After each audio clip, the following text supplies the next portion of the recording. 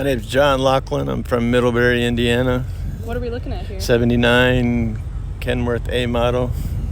How did you come to get this truck? I decided years ago when I worked for a company and they got bought out by a new outfit, and they decided we were going to have little plastic trucks that I went home and I said, nope, I'm not doing this. I'm going to drive what I want to drive, and the only way to do that is to buy. So I bought this truck. I had a good friend of mine, AJ Yoder, also from at the time was Middlebury, but I was looking at some trucks and he was going to help me find one, and he said, hey, listen, I know the truck you need, and he showed me this. It was sitting in a guy's barn in Dunlap, Indiana.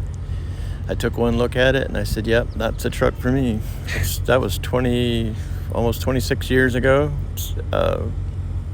A motor rebuild and a few other things, and a frame stretch later. Here it is. What is the motor?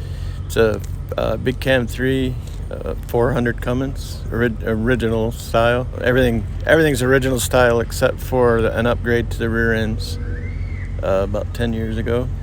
And you say this came into your life 26 years ago? 26 years. And I think someone else standing over here is about that same time period. Yeah, my son was 2 years old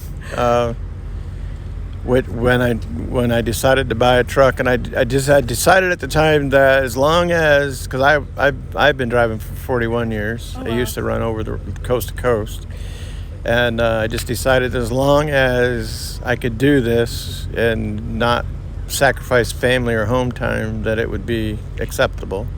And I feel I've got a daughter that's 36 that's a dispatcher since she was about 12. My son and my brother works here, and four other real good guys, and that's the story of Rusty Wheel. And your son rode with you? Did your daughter ride with you too? All three of my kids went with me quite a bit, both before I had my own and after. Who do you think was youngest when they got behind the wheel?